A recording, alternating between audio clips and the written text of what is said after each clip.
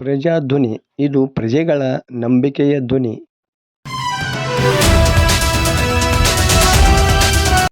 ಲಕ್ಷ್ಮೇಶ್ವರ ನಗರದಲ್ಲಿ ರಸ್ತೆಗಳದೇ ಕೊರತೆ.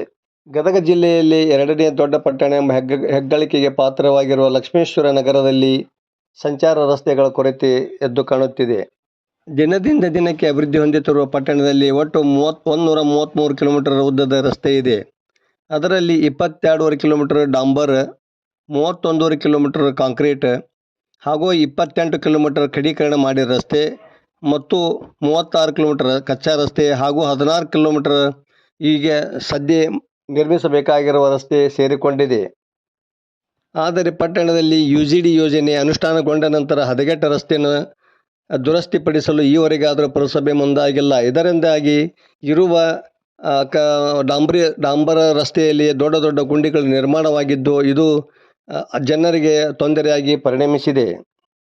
ಹಾವಳಿ ಹನುಮಪ್ಪನ ದೇವಸ್ಥಾನದ ದೂದ್ಪುರ ದರ್ಗಾದವರೆಗಿನ ರಸ್ತೆ ಇನ್ನೂ ಹಾಗೆ ಉಳಿದುಕೊಂಡಿದ್ದು, ಬೇಸಿಗೆಯಲ್ಲಿ ರಸ್ತೆಯ ಅಕ್ಕಪಕ್ಕದ ಮನೆಗಳಿಗೆ ಧೂಳು ತುಂಬಿಕೊಳ್ಳುತ್ತಿದೆ. ಇದರಿಂದಾಗಿ ಜನರು ಉಸಿರಾಟದ ತೊಂದರೆಗೆ ಸಿಲುಕುವ ಪರಿಸ್ಥಿತಿ ನಿರ್ಮಾಣವಾಗಿದೆ. ಅದರಂತೆಯೇ ಸೋಮೇಶ್ವರ ಪಾದಗಟ್ಟಿಯಿಂದ ಹಳೆ ಬಸ್ ಸ್ಟ್ಯಾಂಡ್ ವರೆಗಿನ ರಸ್ತೆಯನ್ನು ಅಗಲೀಕರಣ ಮಾಡಿ ಆಗಲೇ 7-8 ವರ್ಷಗಳು ಕಳೆದಿದ್ದರೂ ಸಹ ಇನ್ನೂ ರಸ್ತೆಯನ್ನು ನಿರ್ಮಿಸಲು ಪುರಸಭೆ ಮುಂದಾಗಿಲ್ಲ. ಇದರಿಂದಾಗಿ ಅಲ್ಲಿನ ನಿವಾಸಿಗಳಿಗೂ ಸಹ ತೊಂದರೆಯಾಗುತ್ತಿದೆ.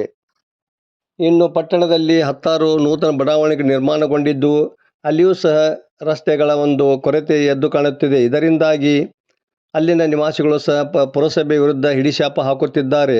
ಆದಷ್ಟು ಬೇಗನೆ ಪುರಸಭೆ ಎಚ್ಚೆತ್ತುಕೊಂಡು ಪಟ್ಟಣದಲ್ಲಿ ಹಾಳಾಗಿರುವ ರಸ್ತೆಗಳನ್ನು ದುರಸ್ತಿಪಡಿಸಬೇಕು ಹಾಗೂ ಹೊಸ ರಸ್ತೆಯನ್ನು ನಿರ್ಮಿಸಲು ಕ್ರಮ ಕೈಗೊಳ್ಳಬೇಕು ಎಂದು ಜನರು ಒತ್ತಾಯಿಸಿದ್ದಾರೆ. ನಿಮ್ಮ ನೆಚ್ಚಿನ ಪ್ರಜಾಧ್ವನಿಯೊಂದಿಗೆ ನಾಗರಾಜ್ ಹಣಗಿ, ಲಕ್ಷ್ಮೇಶ್ವರ.